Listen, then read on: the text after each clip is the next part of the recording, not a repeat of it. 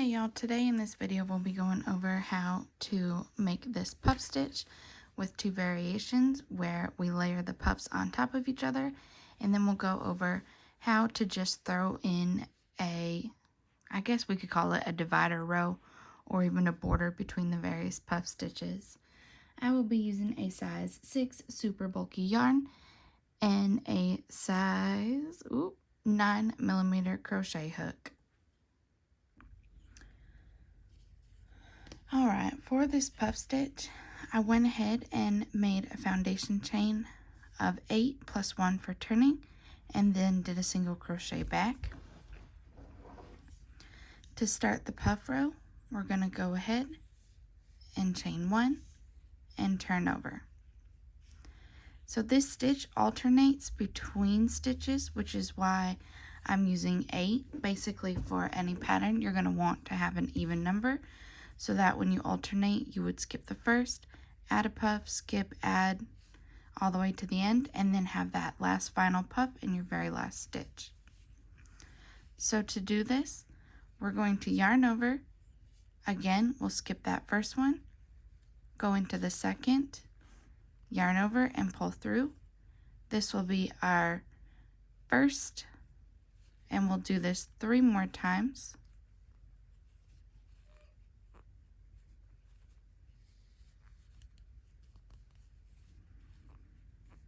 And so what we should see on our hook are 1, 2, 3, 4, 5, 6, 7.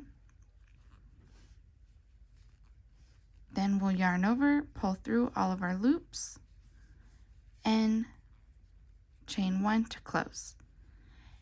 That will be our first puff. So we're doing this with 4 sets of loops on the hook, including that very first one in our yarn over. So I'll do it again. We'll yarn over. So as you can see, we have our 2. We'll skip this next one, come in here, yarn over, and we'll do this a second, and a third time. And again, we can see that we have our 3, 4, 5, 6, 7 loops. So we'll yarn over, and then chain.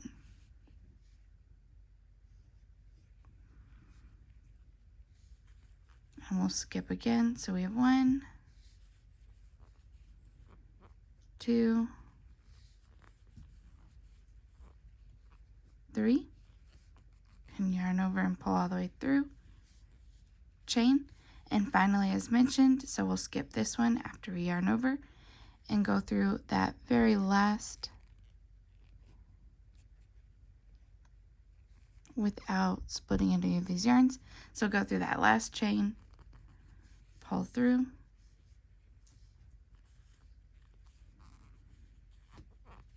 two,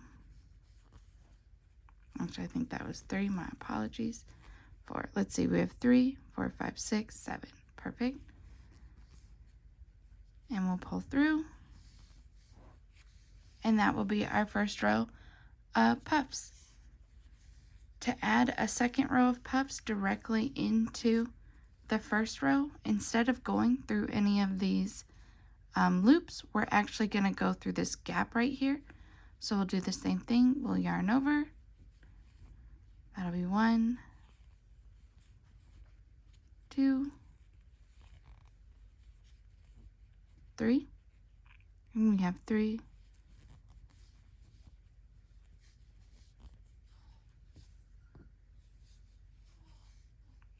all right, and we will just continue 1, 2, 3, so I keep being off count. Well, I guess it's 4 if we include this, and then we just add 3 additional.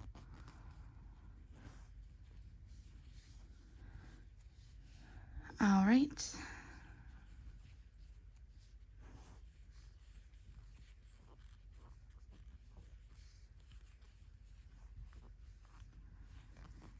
Now finally, as we're coming to the end here, and be careful not to snag any of your puffs and pull them through because it will mess up the look. We now are coming towards the end, and if we're not sure that we need to add another puff, we can confirm by counting. So our first row had 4. We only have 3 here, which means that there is that final gap we need to go through. Your puffs should always equal the same in each row. Alrighty. So that would be how we would add puffs on top of each other.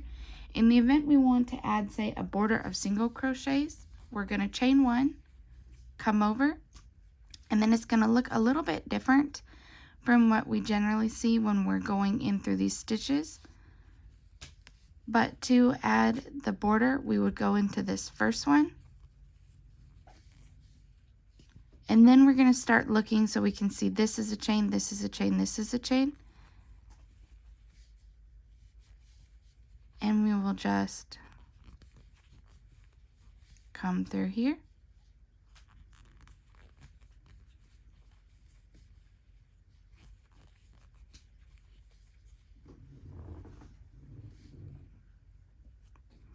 Sometimes they get a little tricky.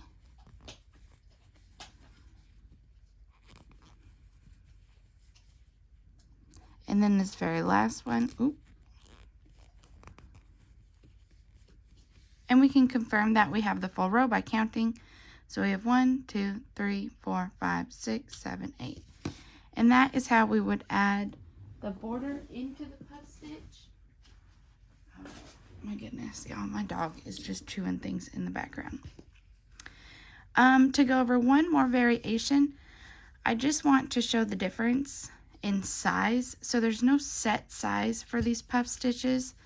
They can be changed. For here we used a set of 4, so the next one we'll use a set of 6. We would yarn over, and we would do that 5 times. So this is 2, 3, and this gets quite tight.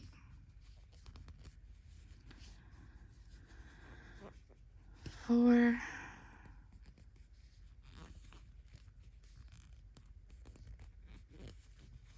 5. So as you can see, this is definitely going to be vastly larger than our 4. Oh, and you know what? I don't know if y'all noticed, I put it right into the first stitch. I have a tendency to do that. So when going over our next, even if we didn't add the single crochets, when starting a new, when starting a new row, again, in these singles, we're going to skip the first one and go into the next. So this would be 2, and we'll try and keep these a little bit looser. 3, 4, 5.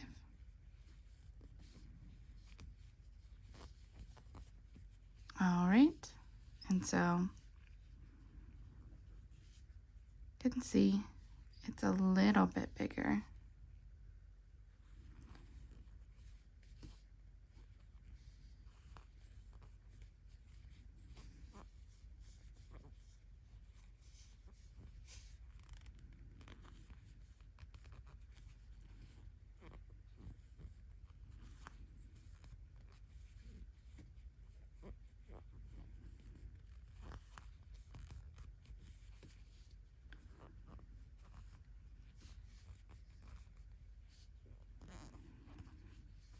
And again, chain 1 to close.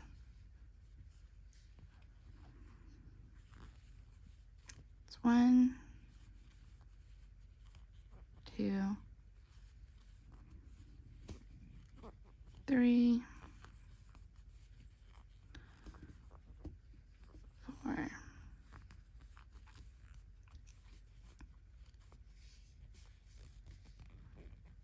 Ugh.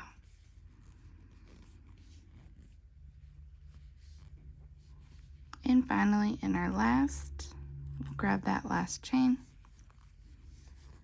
It's 1, 2,